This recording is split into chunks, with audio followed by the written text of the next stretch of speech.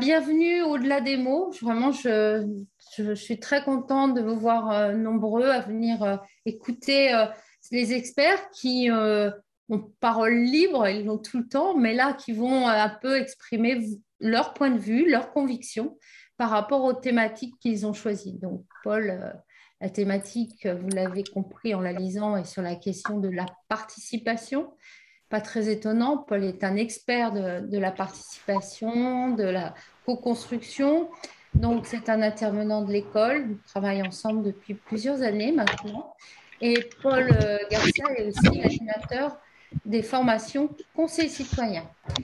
Donc, voilà. Donc, je rappelle les consignes. On se dissimule derrière notre carré noir pour être sûr que le flux ne sera pas trop perturbé et on écoute Paul et on aura évidemment son intervention sera disponible en replay. Donc, Paul, c'est à toi. Vas-y. Merci beaucoup de m'accueillir et bon, on va directement dans le vif du sujet puisque le temps est imparti. Donc, simplement, vous avez effectivement le titre de cette conférence qui se veut très humble et très simple de vous partager à la fois une pratique, une analyse de la pratique croisée avec différents éléments, avec cette intuition, cette ambition, cette perception qu'il me semble que la participation pourrait vraiment être une pierre angulaire, hein. C'est un point d'interrogation, mais je vais essayer d'y apporter des éclairages, qui est de nature à assurer la solidité de l'édifice qu'est notre démocratie républicaine à la française. Alors, simplement pour que vous puissiez situer d'où je parle, voilà, vous repérez à la fois, effectivement, qui à la fois sera issu de la pratique qui est la mienne, notamment ce que vient d'évoquer Chantal Talent, les formations réalisées au sein de l'école, des pratiques de terrain. En ce moment, je suis en Occitanie pour assurer une formation sur les questions aussi de participation et d'accompagner ainsi les agents d'une collectivité ce champ-là. Et puis quelques lectures pour m'aider aussi à réfléchir et à essayer d'apporter un peu des clés de lecture et d'apporter des réponses à la question que je pose. Alors, très rapidement, pour poser le champ de notre réflexion, j'ai souvenir en juin dernier où une conseillère citoyenne, quand on préparait une intervention où on devait justement présenter une démarche participative sur un projet notamment de renouvellement urbain et qui disait que la participation, finalement, c'est une culture qui reste aujourd'hui quelque chose de nouveau et finalement où tout le monde n'est pas encore pleinement adhérent à cette démarche-là, y compris les habitants. Donc, il y a un vrai enjeu de faire intégrer cette dimension de la participation. Et puis, dans le même temps, face à cette intervention, eh bien, une lecture d'une tribune dans Le Monde il y a plus d'un an qui évoquait effectivement cette difficulté parfois de faire confiance à la démocratie, à la participation comme un vrai levier possible pour pouvoir agir. Et donc, il y a une forme de désaffection et de décrochage citoyen parce qu'on n'y croit plus, ou en tout cas certains n'y croient plus. Donc, si on pouvait repérer des clés, des leviers pour arriver à ce que la connexion se fasse, que la participation devienne un ingrédient habituel de la vie démocratique, c'est un peu l'enjeu d'essayer en tout cas de vous partager quelques réflexions. Alors, concrètement, agir, on voit bien qu'aujourd'hui, la participation, l'action des habitants, elle n'attend pas de lever le doigt pour pouvoir se faire. Et donc, on a notamment le fait associatif, qui est un grand levier, alors qui est de fait inscrit et porté par une loi. Donc, on a bien un cadre juridique qui le porte. On a bien le fait associatif qui est une manière effective de réaliser la participation. Et c'est un enjeu fort. Et puis, on voit aussi qu'il y a des situations qui génèrent de manière immédiate, sans se poser la question de savoir si on a le droit ou pas, d'intervenir. Les catastrophes, les situations d'urgence humanitaire génèrent l'action de citoyens. Vous l'avez sous les yeux, hein, le Covid. On a aussi ce qui se vit en ce moment en Ukraine. Et là, simplement, je vous partage ce que mon boulanger m'a dit dimanche au marché où je prends mon pain régulièrement et qui part après-demain à la frontière de l'Ukraine pour, avec son camion où il cuit son pain, pouvoir faire du pain pour les habitants. Vous voyez, les habitants ont des initiatives propres et agissent. Et on voit bien que aujourd'hui, les citoyens sont des acteurs informés, ce qu'on appelle l'e-démocratie, hein, le numérique, les sites internet, les réseaux sociaux. On voit bien qu'il y a un enjeu effectivement d'arriver à reconquérir les citoyens qui, de fait, ont leur propre porte d'entrée pour intervenir par différentes modes. le crowdfunding, enfin différents volets, le budget participatif, les pétitions, etc. Et tout l'enjeu, c'est comment arriver à reconnecter l'initiative individuelle ou collective avec l'action publique pour qu'elle soit vraiment un levier d'une vie démocratique. Et en fait, je me dis que la vraie question une question qui me paraît importante à se poser, c'est se dire finalement, quels citoyens, quels habitants voulons-nous? Et puis j'ai envie de dire même, et nous-mêmes, qui voulons-nous être comme citoyens, comme habitants? Alors, est-ce qu'on veut être ou est-ce qu'on veut uniquement des travailleurs consommateurs? Et Dominique Rousseau, auquel je ferai référence à plusieurs reprises dans cette intervention, dit qu'effectivement, dans la forme libérale de l'économie, finalement, on n'a plus besoin de travailleurs consommateurs que de citoyens en tant que tels. Et puis effectivement, on peut se demander, quand on voit effectivement fleurir les enquêtes de satisfaction pour vérifier si on est d'accord, pas content, content, comme client, est-ce que là, il n'y a pas un enjeu effectivement à se questionner? Est-ce que c'est ça qu'on veut comme citoyen? Et je vois fleurir aussi beaucoup, et c'est intéressant en soi, dans les collectivités, c'est Allo Mairie, vous savez, ce numéro vert où on peut appeler 24 heures sur 24 pour pouvoir signaler qu'il y a une lumière qui ne marche pas, quelque chose qui est tombé par terre, etc. Enfin, en tout cas, pour intervenir rapidement. Mais je me dis, attention à ne pas créer une dictature d'un peuple d'ados qui demanderait tout de suite et qui passerait effectivement et qui aurait cette culture-là unique finalement du tout de suite qui est vraiment pas forcé. Est-ce que c'est vraiment ça que l'on veut comme citoyen? Et puis les électeurs, est-ce qu'effectivement on veut être des électeurs? Et Dominique Rousseau dit aussi que finalement la démocratie, elle n'a pas davantage besoin, en tout cas la démocratie représentative, elle a besoin d'électeurs, pas forcément de citoyens impliqués. Donc, est-ce qu'on aurait peur aussi d'avoir des contre-pouvoirs potentiels dont il faut se méfier? Et quand j'ai été amené à assurer des formations ou d'accompagner dans les territoires la mise en place notamment de conseils citoyens, j'ai entendu à plusieurs reprises cette inquiétude des contre-pouvoirs. Mais aujourd'hui, on peut se demander si finalement dans les collectivités, dans les élus qui sont présents, qui ont été élus il y a 2 ans, il n'y a pas déjà de fait des contre-pouvoirs avec une opposition fortement positionnée. Donc finalement, est-ce qu'on a besoin d'attendre les citoyens pour cela? Et puis j'ai vu aussi dans des territoires des gens, notamment des conseils citoyens, j'en ai en 3 en tête précisément, qui de fait sont devenus, depuis 2020, des conseillers municipaux, des adjoints, dans la majorité précédente comme dans la majorité nouvelle. Donc voilà, on dit finalement, est-ce que c'est pas sain finalement d'avoir des instances, des lieux où on a peut-être ce risque-là, mais au final, avec l'intérêt, c'est de renouveler, de réactiver la vie démocratique. Et puis, qu'est-ce qu'on préfère finalement? Est-ce qu'on préfère des silencieux, donc finalement des votants, plutôt que des gens en colère? Est-ce qu'on doit avoir peur de la colère des habitants?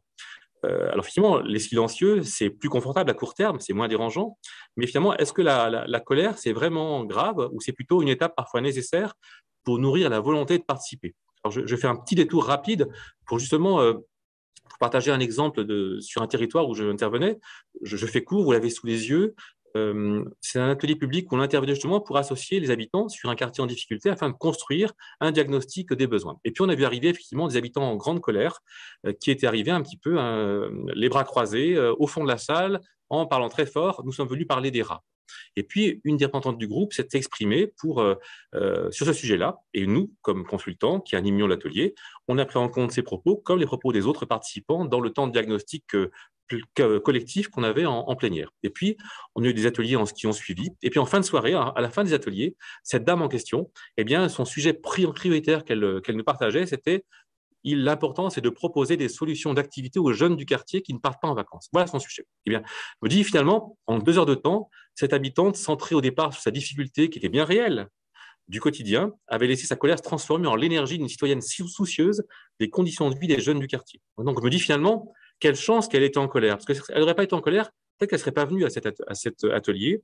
Peut-être que finalement, la situation des rats n'aurait pas été prise en compte. Et puis, peut-être que finalement, l'idée de trouver des solutions pour les jeunes du quartier n'aurait pas été évoquée. Donc, vous voyez, je me dis que quand on prend le temps de poser la colère, de la prendre en compte, eh bien, on peut en faire une énergie pour construire. Voilà. Je ferme la parenthèse, mais j'y reviendrai à plusieurs reprises.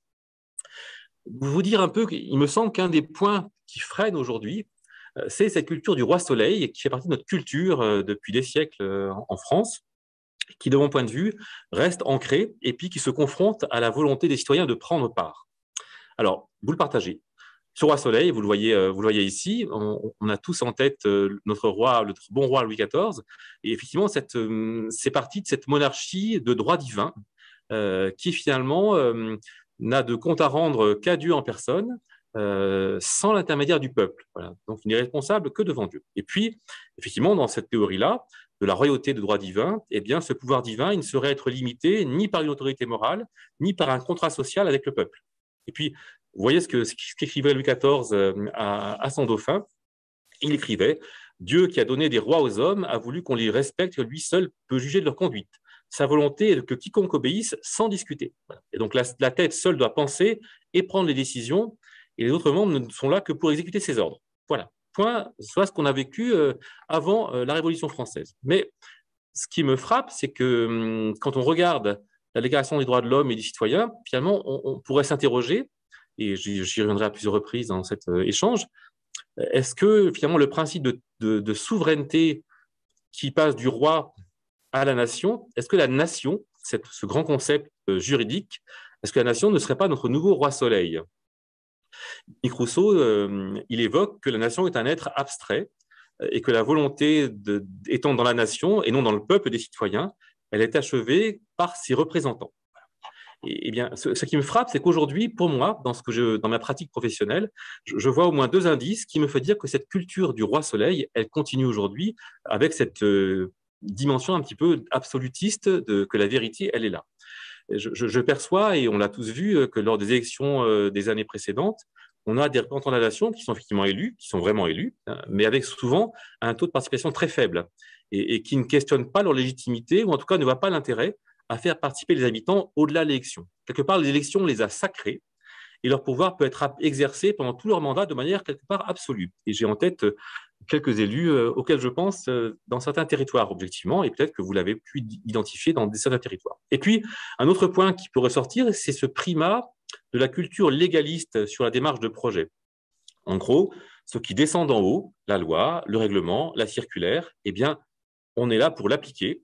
On n'est pas là pour la discuter, mais pour la mettre en œuvre. Et finalement, toute démarche de projet qui s'en écarterait ou qui voudrait apporter des assouplissements, eh bien, elle n'est pas appropriée, elle n'est pas prise en compte. Et donc, on est bien sur cette culture, finalement, où la loi qui est l'émanation de la nation par ses représentants, ben finalement, la loi deviendrait le primat qui s'impose. Donc, il y a un peu notre roi soleil, la nation, la loi. Et puis, puisqu'on est sur ces mythes, cette vision que le pouvoir serait quelque part divin, quand il descend d'en haut, il est juste, il est bon. Si on regarde un peu dans les mythes qui constituent notre identité humaine, eh bien, vous avez en tête ce tableau de Michel-Ange où on voit cette main de Dieu qui touche la main de l'homme et qui finalement fait que l'homme est homme. Et on peut se dire quelque part, on n'a pas là un divin qui descend et puis qui dit à l'homme ce qu'il doit être, mais qui crée l'homme. Et quelque part, qui crée l'homme comme lui-même, quelqu'un qui peut être créatif, qui peut apporter sa création. Et c'est une partie de son ADN, quelque part, que Emmanuel Mounier, le philosophe personnaliste que j'ai un petit peu étudié, présente comme étant la personne, une énergie de création qui s'accomplit en transformant le monde. Donc, vous voyez, face à ce pouvoir divin qui aurait vocation à porter tout et à savoir tout, on a en face, on a finalement aussi une conception de l'homme, de l'humain. Et on peut dire que ça doit aussi marquer les esprits et l'identité humaine. C'est que l'être humain a besoin aussi de créer, d'être créatif, de prendre l'initiative et non pas uniquement d'appliquer ce qui vient d'en haut. Et effectivement, on perçoit cette volonté de prendre part, et je refais écho au livre de Dominique Rousseau, qui reprenait ce que disait l'abbé Sieyès en 89, qui disait « Qu'est-ce que le tiers-État? C'est tout. Qu'a-t-il été jusqu'à maintenant dans l'ordre politique? Rien. Et que demande-t-il? À être quelque chose ?» Et puis Dominique Rousseau reprenait la même chose en parlant du citoyen. Et vous voyez, on a vraiment cet enjeu-là, et c'est bien cette émanation, cette identité humaine qui fait que l'être humain aspire à être pris en compte, à pouvoir agir. Et on a Edgar Morin évoque dans cette manière d'être pris en compte pour pouvoir agir ce désir fondamental, universel, anthropologique de pouvoir être reconnu dans sa capacité à être pris en compte. Et ça fait vraiment partie de la qualité pleine humaine qu'on appelle la dignité. Et ce que dit Edgar Morin, c'est qu'effectivement, pour lui, les hommes, les femmes qui sont traités uniquement comme des objets statistiques, finalement, ils ne cessent d'être reconnus comme des êtres humains. Et il y a vraiment ce besoin fort d'être pris en compte comme un acteur qui a vraiment son mot à dire. Et objectivement, c'est quand il évoque ça, il a en tête notamment les manifestations Nuit debout qu'il évoque dans son livre, et aussi les Gilets jaunes dont on a bien longuement parlé ces dernières années. Donc pour lui, il y a vraiment cet enjeu-là fort de pouvoir exister. Et donc, ce caractère divin du roi Soleil, eh bien, il se confronte à une aspiration qui serait aussi, en tout cas si on reprend les mythes qui nous constituent, aussi divin, qui est pouvoir être créatif, créateur et reconnu comme tel. Et puis, on peut se dire finalement, parce que je le perçois, la colère, la défiance, mais aussi l'aspiration profonde des habitants à pouvoir remettre leur confiance dans l'action publique, je l'aperçois très fréquemment depuis les années où j'interviens à la fois à l'école et dans mes pratiques professionnelles. Et finalement, on pourrait se dire, OK, on est en crise, mais finalement, si c'était une bonne nouvelle, cette crise, finalement, la crise, c'est ce qui met au jour ce qu'on ne voit pas ou ce qu'on laisse passer. Et finalement, si on pouvait identifier finalement cette colère, ce que j'évoquais tout à l'heure avec le groupe et cette dame sur les rats, on pouvait y voir un terreau d'énergie et une envie d'agir qui s'exprime pour fertiliser nos valeurs républicaines. Et on voit bien qu'il y a un enjeu, une volonté forte d'égalité, d'une égalité réelle, concrète, qui est en souffrance parce qu'on a des habitants dont l'enjeu, c'est pas d'avoir plus, mais c'est de pouvoir faire vivre leur famille comme tout le monde et d'avoir une parole qui a un poids égal comme tout le monde. Et on voit bien que cette aspiration-là, en tout cas, c'est comme ça que je la lis, on a des indices qui nous disent que c'est pris en compte par notre démocratie pour une part, et on a pour la première fois dans la démocratie française, on a un ministre qui est toujours en fonction, qui a ce double mandat dans son portefeuille de ministériel, d'être à la fois en charge de la démocratie représentative, donc il a les relations avec le Parlement, mais aussi la démocratie participative, puisque dans son mandat, il a aussi à prendre en compte la participation citoyenne. Et puis on voit aussi beaucoup de territoires locaux, et notamment en 2020, ça s'est démultiplié, où dans les mandats des élus, on a cette prise en compte de la participation comme un des enjeux des mandats qui sont posés. Voilà. Et on voit bien que, et Dominique Rousseau le redit, on voit bien que voter ne dépossède pas le citoyen de son droit à agir, mais qu'il peut aussi apporter sa compétence, son expertise pour continuer à fabriquer la loi au fur et à mesure des mandats qui sont posés. Donc on voit bien que ce sujet-là, il est porté et ce n'est pas illégitime de porter la participation citoyenne. Et aujourd'hui, on voit bien que l'État, les collectivités s'en saisissent, en tout cas au moins au minimum symboliquement. Voilà. Parce qu'effectivement, on a bien ces 4 niveaux de participation qu'on évoque fréquemment, l'information, la consultation, la concertation, la coproduction, sont vraiment des enjeux importants. Mais pour ça, il y a deux points importants pour qu'on puisse réussir. Le premier point de condition de réussite importante, c'est d'abord, quand on lance une démarche de participation, et je le vois, je le pratique dans la formation que je fais en ce moment, là où je suis ces 2 jours, c'est vraiment d'être très clair sur le niveau de participation que l'on retient. Quand la règle du jeu, elle est claire, quand la finalité du mode de participation il est clair, il n'y a pas ou il y a moins de frustration objective. Et puis 2, c'est qu'on puisse être clair aussi sur les invariants qu'on propose. Mais aussi, ça veut dire qu'il faut qu'il y ait ça veut dire que c'est un volet du projet sur lequel il n'y a pas de marge de manœuvre. C'est plutôt un lieu où on informe d'un projet, mais où finalement on a des points d'appui et on est clair. Ça, c'est à présenter, mais ce n'est pas effectivement à discuter, sauf à comprendre de quoi il s'agit. Mais voilà, si on est clair là-dessus, dès le départ, on voit bien que la participation, ça peut être vraiment un levier intéressant. Mais bien sûr, une deuxième condition importante, c'est qu'il y ait dans le projet, dans les actions proposées, dans les politiques mises en œuvre, des marges de manœuvre possibles pour que les citoyens qui prennent du temps, qui prennent le risque de s'engager à cela, puissent contribuer réellement et repérer qu'ils ont des marges de manœuvre pour contribuer à faire bouger le projet. Donc voilà un peu 2 conditions pour que participer, au-delà des titres ministériels ou des mandats d'élus, voilà un peu des conditions pour que ça fonctionne et que ça réussisse effectivement. Alors, premier point, vous voyez, donc, du roi Soleil qui est toujours un peu présent dans notre culture et dans notre pratique, à cette volonté de participer qui fait partie aussi quelque part de l'ADN humain et des pratiques effectives d'action. C'est un premier point un petit peu sur lequel, en sens, on doit pouvoir agir. Deuxième point, les valeurs républicaines. Est-ce que on s'est égaré. Alors, je vais tout de suite dans le sujet. Effectivement, on voit bien, dans tous les frontons des mairies, on a ces 3 valeurs républicaines, liberté, fraternité, égalité, ou plutôt dans l'ordre égalité, fraternité. Et effectivement, ce qui était dit au moment de la Révolution, c'est que justement parce que le citoyen universel, ce grand principe, eh bien, il sera débarrassé des préjugés de classe et des soucis liés à sa condition économique, eh bien, il va devenir un serviteur exclusif de la liberté. Donc voilà, c'est le grand soir, c'est merveilleux, les nouveaux droits sont là, et donc on va pouvoir être enfin libre de toutes ces contingences matérielles qui sont présentes. Et puis, on a vraiment cette idée que le bonheur est un principe, alors abstrait, un principe qui va faire que tout le monde vivra beaucoup mieux. Dans la vraie vie, on voit bien que dans cette déclaration des droits de l'homme, ça que je demandais si on ne s'est pas un peu égaré, on voit que dans les articles de la déclaration de 89, on a des points qui sont posés, c'est que effectivement, les hommes naissent libres et demeurent libres et égaux en droit, et on voit que ces droits, c'est la liberté, la propriété, là, on voit que ça commence peut-être un petit peu à être un point peut-être compliqué, la sûreté et la résistance à l'oppression. Voilà un peu les 4 droits qui sont mentionnés en priorité. Et puis on dit qu'être libre, c'est n'être soumis au pouvoir d'aucun autre homme, comme pour la faute d'orthographe, et réciproquement. Et donc l'égalité, c'est la réciprocité de la liberté. Gardez ça en tête, parce que je vais y revenir un petit peu à la fin de mon intervention. Voilà. Donc, évidemment, être libre en société, c'est obéir, non pas aux hommes, mais aux lois. On n'est pas loin du roi soleil, quelque part là, aux lois, à l'élaboration desquelles on a participé, donc quelque part, on adhère à cette règle qu'on s'impose à soi-même. Et puis finalement, on peut dire que les droits naturels d'égalité et de liberté, ils se complètent et ils se vivent quand on part un nouveau droit qui est celui de la citoyenneté, qui est la liberté d'être en société. Donc, si on regarde de près, on voit que quelques années après, on a une nouvelle déclaration des droits de l'homme qui est votée, où là, on a oublié un peu les droits naturels de liberté, d'égalité, qui font un peu écho à ce que j'évoquais tout à l'heure, à cet ADN de l'homme qui est libre et créateur par nature, parce qu'il est créé ainsi.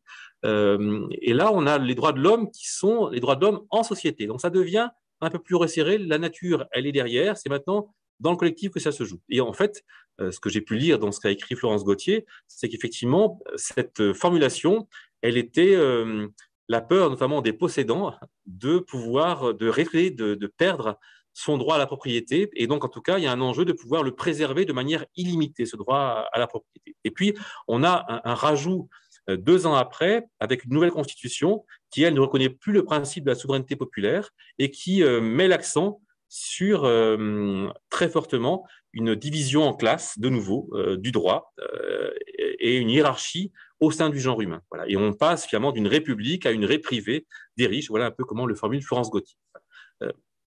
Effectivement, ça fait écho un petit peu aujourd'hui, et je lisais récemment dans Le Monde ce que disait Emmanuel Faber, qui est ancien PDG de Danone, dont on a entendu parler peut-être les uns et les autres, qui évoque pour lui cette bombe à retardement que représente l'extrême concentration des richesses. Donc on peut se demander, est-ce que dans cette liberté, cette égalité, ces valeurs républicaines qui étaient posées, est-ce qu'on ne s'est pas égaré en relançant l'homme dans ces penchants forts que sont l'enjeu de la propriété, de la richesse, qui font finalement oublier les droits de l'homme. Donc, il y a vraiment cet enjeu de se dire que dans la vraie vie, les principes qui portent pour beaucoup d'acteurs d'administration, de l'État, des collectivités, ces valeurs républicaines qui sont vraiment très porteuses, finalement, elles ont un enjeu de se confronter au réel de la vie des habitants. Et ce réel, il est confronté à des difficultés. On voit bien que entre la fin du XVIIIe siècle et puis aujourd'hui, les différents conflits qui ont lieu n'ont pas résorbé les classes sociales. Il y a eu des confrontations et les classes, les tensions ne se sont pas réduites, en tout cas, ont toujours été très présentes pour construire la société. Voilà. Et donc, on peut se dire que dans cette loi de 2014 qui a été mise en œuvre justement pour pouvoir renforcer cette égalité réelle, on a bien perçu cette limite des principes républicains si on ne passait pas par le réel. Et cette égalité réelle, elle passe concrètement par un accès au droit, à l'éducation, etc. Et c'est vraiment ça l'enjeu de cette politique qui vise à pouvoir concrètement s'inscrire dans les territoires, c'est-à-dire s'inscrire dans les contextes locaux pour que cette égalité réelle ne soit pas uniquement un principe général en droit, mais en vrai, dans la vie des habitants. Je vais y revenir un peu par la suite, parce que finalement, on a un autre volet qui aussi marque beaucoup la culture que nous avons en France, c'est la culture de la raison. La raison qui finalement ne nécessiterait pas la participation. Alors quelqu'un comme René Descartes, et le cartésianisme important, Eh bien, Descartes disait, la raison, c'est la seule chose qui nous rend hommes. Alors, est-ce que la seule chose, c'est vraiment ça, ou bien est-ce que c'est un piège d'être un sachant? Vous voyez, je prends juste un exemple. C'était dans les années 30, ce qu'on appelait la charte d'Athènes, où effectivement, vous avez eu des débats importants sur d'urbanistes, d'architectes, qui avaient une vision de ce que devait être le bonheur des gens. Et le bonheur, c'était très rationnel. C'était, il faut arriver à bien distinguer les fonctions dont les gens ont besoin, l'habitat, les lieux de pouvoir, les espaces, les lieux de travail, et il faut bien dissocier ça. Et donc, on a mis en place dans différents territoires, notamment je pense à Brasilia, des zones indépendantes qui montraient ces fonctions-là. Et on se dit, voilà, là, le bonheur, il est là, on sait, c'est comme ça que les gens vont être heureux. Et effectivement, dans cette démarche-là de la charte d'Athènes, eh bien, l'habitant n'avait pas sa place et c'était plutôt perçu comme un empêcheur de tourner en rond, en tout cas un empêcheur d'aller vers un projet rationnel parce qu'il allait y mettre de la complexité en voulant mélanger un petit peu tout. Et finalement, c'était une perte de temps alors que nous-mêmes, on sait ce qui peut être la bonne manière d'être heureux. Et en fait, les moments où la raison, on se rend compte que ça coince, c'est quand on échoue. On a eu beau avoir raisonné, au bout d'un moment, on échoue. Et c'est ça qui légitime, au bout d'un moment, l'expertise d'usage. Alors parfois, quand j'en parle au conseil citoyen, quand je fais des formations, ça peut les vexer un petit peu, qu'on évoque ça, que finalement, attendons l'échec ou repérons les zones d'échec pour proposer nos interventions.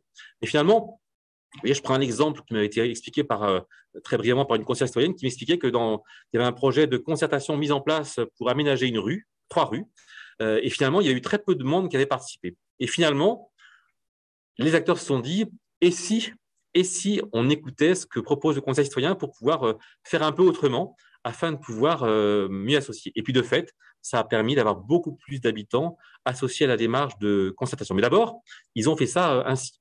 Même chose sur un autre territoire où leur grand enjeu, c'était de se rendre compte que dans les équipements sportifs qui avaient une vocation à être métropolitains, donc pour l'ensemble du territoire, de l'agglomération, de la métropole, les habitants des quartiers prioritaires étaient peu présents. Et finalement, on n'arrivait pas à se rendre compte comment est-ce qu'ils n'arrivaient pas à s'inscrire comme les autres. Et finalement, il y avait beaucoup moins d'inscrits qu'ailleurs. Et ils se sont rendus compte qu'il y avait effectivement, ils ont essayé en tout cas différentes choses par leur propre manière de penser, de comment on s'y prend pour que les gens puissent s'inscrire. Donc, ils ont essayé à deux ou trois reprises, je ne vais pas détailler cela, et finalement, ça ne marchait jamais et les gens ne s'inscrivaient pas. Et finalement, ils ont fini par se dire, et si on demandait aux acteurs de quartier qui sont en proximité avec les habitants de réfléchir avec eux, comment on pourrait faire pour que les gens s'inscrivent? Et donc, de fait, ils ont défini avec les acteurs des quartiers un temps supplémentaire pour pouvoir laisser le temps à s'inscrire, développer une communication adaptée pour que les gens sachent la période d'inscription qui était requise. Et de fait, ça a marché. Mais il a fallu plusieurs expériences directement par les services qui savaient, jusqu'à ce qu'ils échouent, pour associer les acteurs des quartiers, pour qu'ils puissent associer l'usage des habitants, pour que la manière de faire puisse correspondre. Voilà. Je voulais évoquer effectivement un point qui me paraît important, que j'évoque parfois un peu en humour dans les formations, c'est ce que j'appelle le syndrome du Master 2, qui paralyse, où finalement on a appris tellement la complexité d'un projet, comment il faut s'y prendre, que finalement, si on n'arrive pas à respecter la complexité du projet, on n'avance pas. Et j'avais effectivement, sur un territoire où j'étais chargé d'élaborer un référentiel d'évaluation, je vais aller rapidement, et bien j'avais perçu des acteurs très volontaires, mais déprimés par l'impuissance qu'ils percevaient, tellement le quartier dans lequel ils étaient était un quartier vraiment où il y avait un flux permanent d'habitants de pays autres qui venaient chez eux. Et finalement, on s'est dit, une fois qu'on a pris le temps de poser le diagnostic concrètement, de pouvoir se dire, mais finalement, est-ce que la question, c'est d'arriver à tout prendre en compte et on n'y arrive pas et déprime?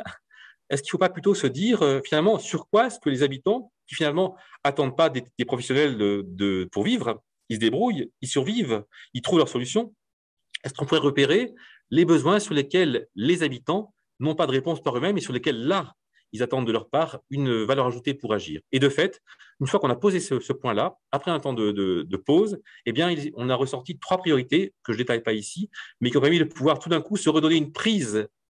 Donc finalement, la raison qui donnait une vision d'ensemble et qui disait, finalement, il y a tellement de problèmes, par quel bout on peut le prendre? Eh bien finalement, en se disant, finalement, où est-ce qu'il y a un besoin sur lequel les habitants n'ont pas de prise? eh bien, ça a permis aux professionnels de pouvoir retrouver une prise à leur pratique et de pouvoir de nouveau réactiver leur intellect, leur raison, pour en faire un sujet d'action. Alors, pourquoi c'est si intéressant que ça d'avoir les habitants dans la participation? Pourquoi c'est pas uniquement un dada que je porterai?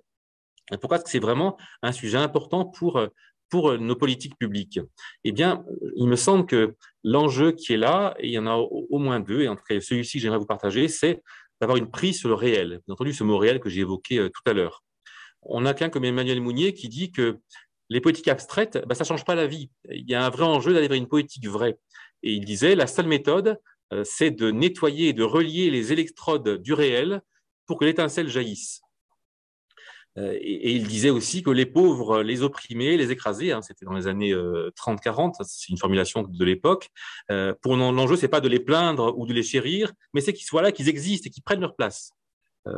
Et vous voyez, je fais en ce moment une étude sur un territoire sur les questions de mobilité durable, et quand je demandais à quelqu'un, mais est-ce que finalement, pouvoir prendre un billet de bus à 2 euros ou louer un véhicule à 2 euros par jour, est-ce que pour vous, ça vous permettrait de pouvoir finalement trouver une solution de mobilité?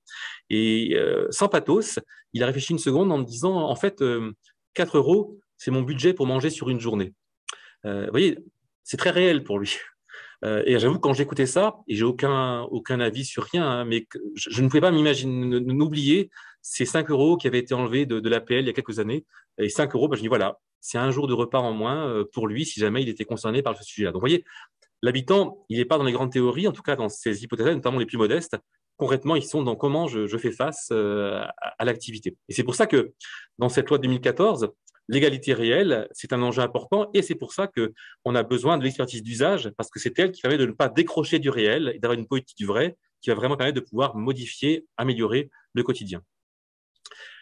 L'autre enjeu, effectivement, de l'expertise d'usage, c'est que justement, elle permet, je vous le disais tout à l'heure quand je parlais de cette complexité qui paralyse, eh bien, elle permet de pouvoir contribuer à simplifier concrètement. Donc, plutôt que chercher à être en pleine cohérence, a priori, d'un programme qui doit avoir tout pensé pour faire les choses, eh bien, je trouve qu'elle permet de pouvoir plutôt penser effet papillon et de se dire concrètement comment est-ce que telle action qui va bouger le quotidien peut avoir un vrai effet d'amélioration de la vie des habitants très concrètement.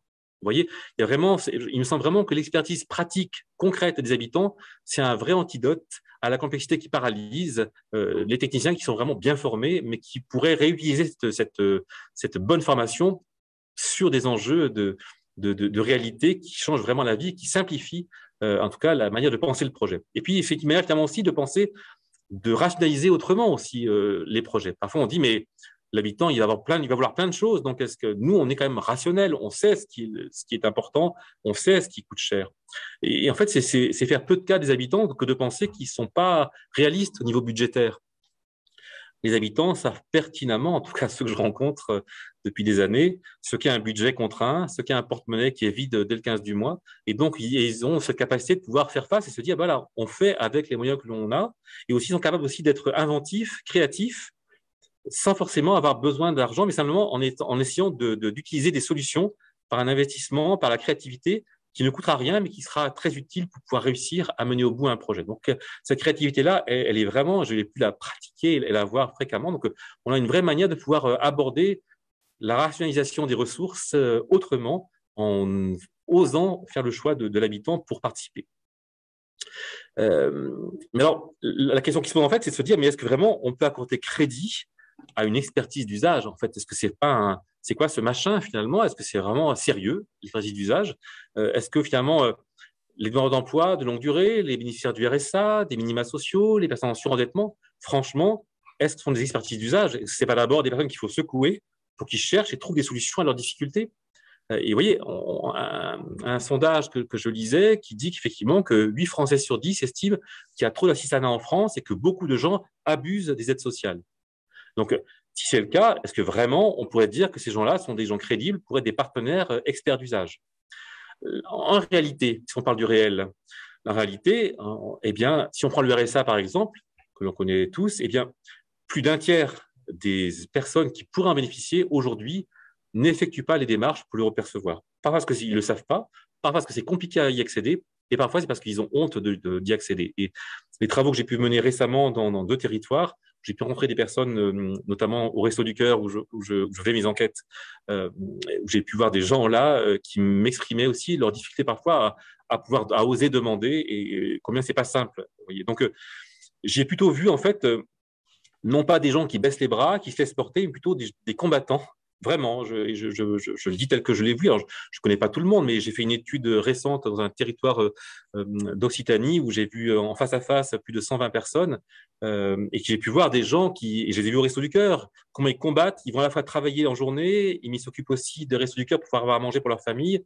Et je vois vraiment des gens qui jonglent, qui s'organisent avec les difficultés qui sont les leurs, avec les moyens qui sont les leurs, qui parfois interpellent pour avoir des solutions proposées. Mais je vois plutôt objectivement des combattants plutôt que des gens qui se laissent porter. Et je me dis que là, il y a vraiment des acteurs qui ont une richesse d'inventivité pour faire face à des situations qui sont très compliquées. Donc, je me dis, est-ce que finalement, on ne peut pas essayer de changer un peu notre paradigme, de manière de penser pour pouvoir et se dire que finalement, l'expertise d'usage peut vraiment aider à changer nos paradigmes de politique publique. On voit bien que, je vous le disais tout à l'heure, les situations d'urgence qui imposent le réel comme changement de paradigme, eh bien, on l'a vu dans le cadre du Covid, on le voit avec ce qui se fait en Ukraine, eh bien, les solutions qui paraissaient impossibles, finalement, deviennent possibles. Des frontières qui semblaient intangibles, finalement, elles sautent et des procédures qui paraissaient obligatoires, elles bougent. Donc, on voit bien que parfois l'urgence oblige à ce que le réel s'impose aux procédures et donc on trouve des solutions nouvelles et tout d'un coup, on redevient créatif, on redevient marge de projet, même si on avait une culture légaliste. Mais le souci, je trouve, c'est que une fois que l'urgence est passée, eh ben, on en revient souvent à une pensée un peu systémique, hiérarchique. La raison l'emporte de nouveau, on oublie le réel et on remet en place une hiérarchie, celle des sachants qui savent ce qu'il faut décider. Et finalement, on oublie vite les rôles essentiels, nécessaires, des éboueurs, agents d'entretien, aides-soignants, etc. Donc, comment est-ce qu'on pourrait se dire que le rôle qu'ils ont tenu là, il pourrait continuer peut-être à se produire, même en dehors de l'urgence? Ou alors, il nous faut un bon rapport de force. Alors, c'est ce que dit Dominique Rousseau. Pour lui, il dit qu'il n'y a jamais eu de droit nouveau qui ne soit pas imposé à l'État. Alors, moi, ça me déprime un peu de dire ça, mais voilà, c'est ce qu'il écrit. Et je me dis, dans mon petit rêve d'expert de la participation, si on devait dire une chose ainsi, je me dis, et si l'expertise est plus modeste, elle était un ingrédient pris en compte en continu pour nourrir nos politiques publiques au-delà du temps de l'urgence, de l'émotion et du rapport de force. Et si on en faisait un ingrédient en continu? Et s'il dit ça, c'est parce que le continu, c'est vraiment l'expertise des habitants. Quand on travaille sur un projet urbain, on voit bien qu'un projet urbain, c'est tout un calendrier, ce sont des opérations mises en œuvre, et puis bien sûr, entre les opérations, on prépare, on écrit, on rédige, et il y a des temps morts dans un projet. Or, les habitants, dans leur vie, il n'y a pas de temps mort. On vit en continu sur un territoire, dans l'espace, dans le temps. Et donc, je me dis, et si on imaginait que les temps morts du projet, les espaces vides ou transitoires ne sont pas des opportunités pour agir avec les habitants pour que la cohésion sociale et urbaine elle continue. Et je fais en ce moment plusieurs missions sur les territoires dans le cadre d'évaluation de contrats de ville ou dans le cadre de démarches sur des projets urbains. Et je trouve que c'est frappant de voir cette compétence de la continuité de l'espace et du temps où les gens ont envie que les choses se fassent et où là, on aurait vraiment des experts qui pourraient justement faire cette couture entre les temps du projet, les opérations et puis concrètement les temps interprojets qui sont les temps de la vie du quotidien des habitants. Donc là, on a vraiment un intérêt à ce que cette expertise d'usage, elle puisse nourrir ces temps, si on prend le temps de l'intégrer. Donc, je me dis au final, qu'est-ce qui est un projet durable? Alors souvent, un projet urbain notamment, on parle du hard et du soft. Alors, le hard, c'est tout ce qui concerne l'investissement dans le cadre de vie. Le soft, c'est ce qui touche à l'humain. Donc, finalement, ce qui est vraiment sérieux, c'est le hard, parce que c'est là qu'on met des millions d'euros. Et c'est ce qui s'inscrit dans le durable, de fait. C'est ce qu'on se dit, en tout cas. Et je me dis, si on pensait autrement, et si on disait que le hard, finalement, est-ce que c'est pas finalement ce qui, en tout cas, ce qui garantit la durabilité d'un projet? Est-ce que c'est pas finalement autre chose que ce qu'on croyait? Est-ce que finalement, ce qui était le soft, ce serait pas ça, le hard ou l'élément durable? Et c'était intéressant parce que dans la formation que je fais en ce moment, quelqu'un qui travaille sur des projets d'équipement, notamment sportifs, m'en parlait et il nous disait ça. Et finalement, il nous disait est-ce que l'enjeu, finalement, dans un projet, alors effectivement, quand on est élu, on a envie que l'équipement il sorte de terre pour pouvoir le valoriser et c'est légitime. Parce que finalement, l'enjeu, est-ce que ce n'est pas l'appropriation par les habitants sur les années, sur la durée, des projets, des équipements qui ont été réalisés? Est-ce que ce n'est pas ça l'enjeu premier au final? C'est que finalement, ça change la vie et que les gens s'approprient ce qui aurait été fait au-delà de la qualité du bâti. Est-ce que si la participation dans le projet, pour l'inscrire en continu et dans la durée, dans les usages, est-ce que ce n'est pas ça finalement le premier facteur de durabilité bien plus puissant que le béton qu'on aura pu choisir ou le format architectural qu'on aura pu définir? Est-ce que c'est pas ça l'enjeu au final? Et donc faire participer, c'est pas uniquement c'est pas un acte militant, c'est un acte de durabilité pour que le projet finalement puisse durer. Alors, pour terminer, effectivement, eh bien, j'aimerais tenter d'évoquer en toute humilité cette hypothèse de me dire, est-ce que finalement, il n'y a pas à repenser, hein, j'ai encore en tête ce que je disais, l'ancien régime avec Louis XIV, le roi Soleil, la Révolution française, est-ce qu'il n'y a pas à se tourner et à repenser un nouveau contrat social? Alors, quand je parle de contrat social, j'ai en tête effectivement ce que disait Jean-Jacques Rousseau, et notamment ce que reprenait Bruno Bernardi, qui reprenait différents points, notamment, disons que l'homme, par nature, il est fait pour la liberté. Hein, je reprends ce que j'ai dit tout à l'heure. Et puis, l'enjeu fort, si vous vous rappelez ce que je disais tout à l'heure, c'est que la liberté, finalement, dans un cadre républicain, c'est la liberté d'être citoyen, c'est-à-dire d'obéir à la loi. Et donc, finalement, la République, ce serait le règne de la volonté générale, une et indivisible, qui s'exprime par les lois. Voilà un peu ce qu'il pose comme étant le cœur du contrat social tel qu'il doit être imaginé. Et puis, Dominique Rousseau, lui, il formule, il pose un constat, il formule une proposition. Pour lui, il se dit, finalement, est-ce qu'on va passer du contrat social à plutôt une démocratie continue? Voilà un peu son enjeu à lui. Et pour lui, il parle d'un constat qui est finalement ces deux manières de faire démocratie qui sont parfois dites en contradiction. La démocratie directe, la démocratie par ses représentants.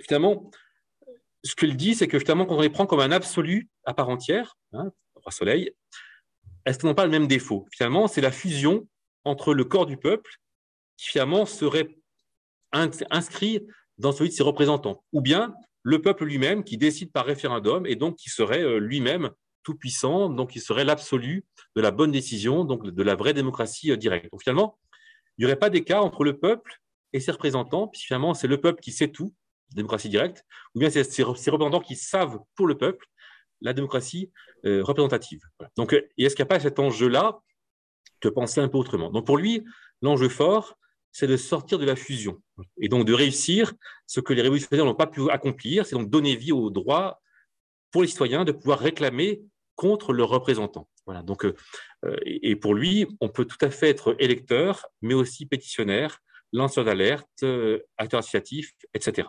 Alors, moi, j'ai essayé de vous dire un peu comment, en écoutant ce que disait Rousseau, ce que dit Dominique Rousseau, Jean-Jacques et Dominique, voilà ce que je voudrais vous dire. Je me dis, finalement, Jacques Rousseau, lui, ce qu'il dit avec les révolutionnaires, c'est que la République, elle se fonde sur la liberté des citoyens et sur l'égalité, qui est donc la liberté réciproque. Pour ma part, il me semble qu'il y a vraiment, comme le dit Dominique Rousseau, un enjeu de sortir de la fusion. Mais pour moi, c'est plutôt en misant sur une troisième valeur républicaine, celle de la fraternité républicaine. Il me semble que c'est vraiment qui passe par la reconnaissance des trois types d'expertise, je vais expliquer un peu de quel type d'expertise je parle, qui me semble être nécessaire pour une politique vraie qui améliore le réel, à commencer par les plus modestes. Et si vous vous rappelez les trois dessins que j'ai montrés tout à l'heure, celle du roi Soleil, en tout cas des décideurs qui sont là, celle de la raison, de ceux pour qui la raison est un axe important pour agir, et puis celle de l'usage de l'habitant qui veut agir, le citoyen qui veut agir. Je me dis, et finalement, et si on avait là les trois expertises nécessaires pour une politique qui puisse vraiment améliorer le réel et améliorer la vie des plus modestes? L'expertise stratégique, l'expertise technique, l'expertise d'usage. Et est-ce qu'on n'a pas besoin de ces trois expertises-là? Pour ça, ça veut dire quoi? Ça veut dire qu'il y a des conditions pour cela. Concrètement, c'est une manière de penser autrement le contrat. Le contrat, c'est quoi? C'est de pouvoir avoir un accord de plusieurs volontés. Alors là, je fais écho un petit peu à mes anciennes études juridiques et ça m'est toujours marqué la question du contrat. Ça fait 30 ans que je porte ce sujet-là du contrat. Je me dis, comme le contrat, c'est ce qui respecte l'autre, parce que chacun a sa part à gagner, mais aussi sa part à perdre pour que l'autre existe et que le contractant puisse exister. Et vous voyez, à l'époque antique, pour faire contrat, on utilisait ce qu'on appelle le symbole.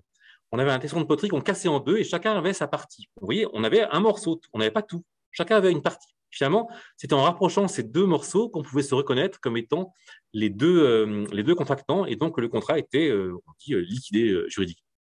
Donc je me dis, si on se réfère à nos mythes que j'évoquais tout à l'heure, pour qui nourrissent l'identité humaine, en tout cas au moins dans la sphère judéo-chrétienne qui est la nôtre en Occident, je me dis, il n'y a pas de machisme là-dedans, mais écoutez bien ce que j'essaie d'évoquer par celui-là. Vous voyez, quand on lit la Genèse, on lit cette phrase: avec la côte qu'il avait prise à l'homme, il façonna une femme, et l'homme dit alors: voilà l'os de mes os et la chair de ma chair. Alors, bizarre que je vous raconte ça ici, mais je me dis simplement, si on le transpose à notre démarche républicaine, si on dit clairement que l'autre, à la fois proche mais autre, pleinement autre, il ne peut exister que si on perd quelque chose, et quelque chose d'essentiel, pas superficiel, mais d'essentiel pour qu'il existe. Et ça qui rendra possible la reconnaissance de l'autre jusqu'à la coopération dans le respect des différences. Est-ce que ce n'est pas ça l'enjeu clé? C'est clairement que les trois expertises qui sont là, et je reviens en arrière un petit instant, pardon, les trois expertises qui sont là, elles ne peuvent coopérer que si on n'a pas trois rois soleils, si chacun reconnaît l'autre comme un expert important qui doit apporter sa culture, sa compétence nécessaire pour que la politique soit vraiment une politique qui aboutisse à améliorer la vie des gens. Et c'est ce que j'écoutais quand on évoquait une démarche de participation sur un projet de requalification de logement sur un territoire. Voilà ce que disait le Conseil citoyen: la participation, culture nouvelle, et travailler finalement, participer, c'est un vrai plus de travailler avec les bailleurs. Pour eux, c'est un vrai plus de légitimité, mais aussi d'efficacité. Et pour le bailleur, c'est de se dire, finalement, le Conseil citoyen, c'est vraiment une capacité de proposition, d'observation.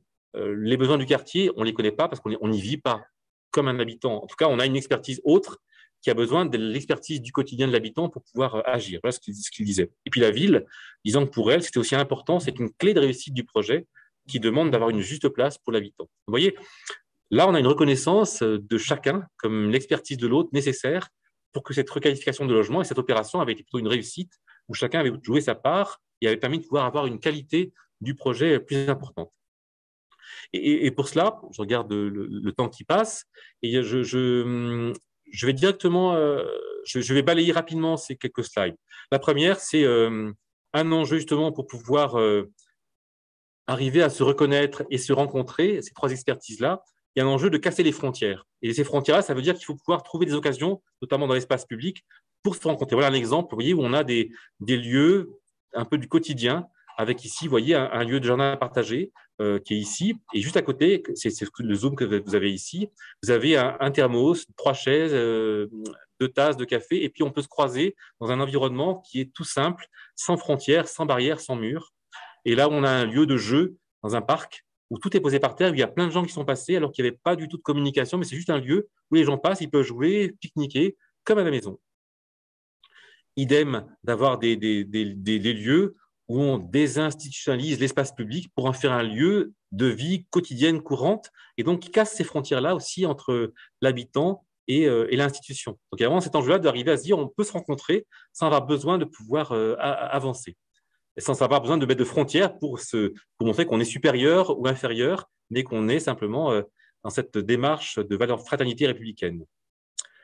Et il y a un exemple tout simple que vous avez sur la région parisienne. Ils ont tenté justement de se dire, et si on tentait le bonjour pour recréer du lien tout simple, et que c'est ça qui sera le terreau nécessaire pour pouvoir ensuite agir ensemble, et que si on ne commence pas par le bonjour qu'on démultiplie, on n'aura pas de relation vraie et de coopération possible sur des projets à construire. C'est ce que disait Edgar Morin, et ce que dit Edgar Morin dans son livre Le sens d'un siècle de vie, qui dit que le bonjour traditionnel à un inconnu, finalement, c'est un signe de reconnaissance, où on reconnaît l'autre comme être humain, et finalement, c'est ça le point d'appui dont on a tous besoin pour pouvoir avancer et construire ensemble. Ce qui veut dire un enjeu de penser à regarder l'habitant un petit peu différemment. Je passe, mais voilà, l'habitant n'est pas qu'un habitant de projet ou un habitant qui ne veut rien faire, mais l'habitant a des choses à penser, et c'est important de prendre en compte les différentes manières d'implication que cet habitant, mais je ne m'attarde pas plus là-dessus. Je voudrais juste terminer sur un point, simplement se dire la cartographie d'acteurs relais qui puissent aider à pouvoir rejoindre les habitants, y compris les plus modestes, ça se construit, ça se prépare en amont. Je voudrais juste terminer par un dernier point. Des convictions à vous partager. La première, c'est peut-être se dire, et si on pouvait juste, alors voilà, je vous dis ça, je vous le partage, c'est ce que je porte moi, que rien ne nous appartient. On est tous de passage. Et finalement, on peut demander quelle trace on va laisser. Donc, est-ce que ça peut pas être ça un levier pour laisser passer la participation comme un axe de faire de la politique? Est-ce qu'on peut se dire aussi qu'on n'a pas la solution tout seul d'améliorer la vie des habitants et que finalement, c'est un leurre, ça, de penser ça? Que le temps investi dans la participation, c'est un temps gagné pour un projet durable. Finalement, peut-être tous accepter qu'on soit tous un peu réactionnaires dans notre manière d'être. On n'aime pas le changement, finalement, pas tant que ça. Finalement, les solutions du passé qui marchaient, on n'a pas, ça nous va bien. Et se dire qu'on peut laisser la place aux progressistes en nous parce que le réel s'impose à nous pour changer les pratiques, eh bien, ça peut être un enjeu important. Voilà. Et quelles conditions pour ça? Eh bien, de pouvoir se dire qu'il y a du temps, des ressources et un enjeu de montrer ses compétences et de faire en sorte que justement, on n'ait pas de fusion. Un élu, c'est un élu, un technicien, c'est un technicien, un habitant, c'est un habitant, et chacun doit défendre sa partition en reconnaissant l'autre comme étant légitime pour intervenir. Et enfin, pour terminer, voilà, juste 2 mots. J'aime bien parfois l'étymologie. Confiance, fidélité, ils ont la même racine grecque, ces 2 mots-là. Et je me dis, et si la vraie fidélité aux valeurs de la République, finalement, ne consistait pas simplement à réapprendre ensemble à se faire confiance, habitants, élus, techniciens, pour ancrer ces valeurs dans le réel, d'expertise partagée, pour réinventer ensemble le développement durable des territoires urbains et ruraux. Merci à vous. Merci beaucoup, Paul. Vraiment, merci pour cette présentation et ton engagement. Je n'en doutais pas, mais vraiment, la question qui est posée, c'est aussi la question de la légitimité, notamment pour les conseils citoyens, quoi, qui se sont engagés dans une démarche qui, des fois, ont le sentiment qu'ils ne sont pas forcément reconnus à leur juste place et invoquent souvent ce problème de légitimité. Est-ce que tu veux nous en dire quelques mots sur ça? Alors, simplement qu'il y a, effectivement, on a bien un travail à faire des 3 côtés, du côté des décideurs, du côté des services, des professionnels, et puis du côté des habitants. Ce que je dis parfois dans les formations, c'est que cette légitimité-là, effectivement, le Conseil citoyen, c'est une instance toute nouvelle, finalement. On voit bien que ça a pris du temps. Quand je m'autorise à dire que si, un peu plus de 2 siècles après, on peut se dire, allez, accomplissons ce que voulaient les révolutionnaires en 89, en 1789, eh bien, le Conseil citoyen, ça fait 8 ans qu'ils existent, les conseils citoyens. Donc, effectivement, que ça peut mettre du temps à émerger, à prendre sa place, c'est normal. Toute instance nouvelle, c'est compliqué. Mais ça ne doit pas pour autant nous arrêter à cela. Il y a effectivement un vrai enjeu de coopération de ces 3 acteurs d'expertise. Et c'est pour ça que les temps de formation, ce que je fais en ce moment sur le territoire où il y a 16 acteurs des territoires, ce que j'ai fait il y a un mois, très modestement, encore une fois, avec des élus pour leur expliquer ce que je viens de vous expliquer sur la question de la participation. Voilà, on a ce travail à faire de pratiquer. En gros, on ne peut pas croire à cette valeur ajoutée tant qu'on n'a pas pratiqué. Et souvent, on dit qu'il faut être croyant pour pratiquer. Ben, je crois que vraiment, dans la participation, il faut pratiquer pour être croyant. Donc, l'enjeu, c'est cherchons plutôt les projets, même tout petits, même réduits, mais où chacun puisse avoir une prise pour mesurer et apprécier la valeur ajoutée de l'expertise de chacun. Donc, essayez de trouver, de repérer dans vos territoires, en repérant vos alliés techniciens qui ont d'autres des enjeux aussi importants, sans doute qui souvent les freinent, ce syndrome du Master 2 dont je parlais tout à l'heure. Repérer des projets, même très courts, très petits, ou en tout cas, mais sur lesquels on a une prise pour travailler à 3 afin de pouvoir identifier ce que c'est comme la valeur ajoutée que ça peut représenter. Ce que je disais sur les bailleurs, conseils citoyens et villes, que je montrais tout à l'heure, eh bien, ça fait écho à une action où c'est la première fois qu'ils bossaient avec le bailleur, ce conseil citoyen. Eh bien, depuis, c'est devenu, sur un projet précis, requalifier des logements.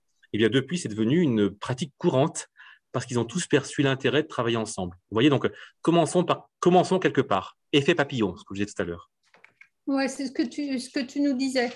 Et souvent, tu sais, on a évoqué, notamment pour les Gilets jaunes, ce qu'on a appelé les invisibles. Donc, là aussi, ça bouscule un peu tous nos modes et comment aussi trouver des moyens pour qu'il n'y ait plus d'invisibles quelque part. Et effectivement, ça passe par la nécessité de pouvoir avoir des acteurs relais qui aujourd'hui, on voit bien se développer beaucoup de médiateurs scolaires, médiateurs de nuit, médiateurs numériques, etc., etc. Donc, il y a vraiment un enjeu d'avoir des médiateurs, des acteurs qui ont cette proximité et qui sont en capacité de pouvoir proposer, d'aller vers les habitants qui sont dits invisibles, mais qui sont vraiment là. Il faut juste aller savoir où on les retrouve. j'ai pu rencontrer des gens au Resto du Cœur et ils sont là, mais il faut simplement avoir des gens qui vous ouvrent la porte, qui permettent de pouvoir les rencontrer. Donc il y a des. Donc finalement, on voit qu'aujourd'hui, on voit bien que c'est pas naturel. On a un médiateur créé comme tel pour pouvoir arriver à refaire du lien avec ceux qu'on voit pas, mais qui sont là et si on sait où on peut les rencontrer, parce qu'ils ont des lieux où on les rencontre.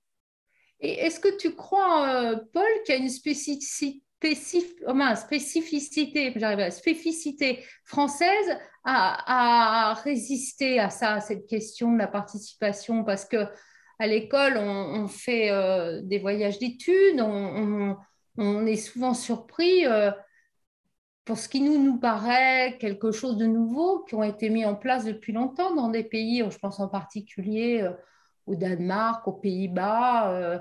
Mais tu analyses ça comment, toi, par rapport à toute l'histoire, c'est ce que tu nous as dit? Oui, moi, enfin, aux Pays-Bas, quand on avait déjà vu quelqu'un qui était venu dans une formation et qui nous disait qu'aux Pays-Bas, eh bien, ils avaient à faire face à la mer qui envahissait les terres et donc il fallait que on se serre les coudes pour faire face ensemble.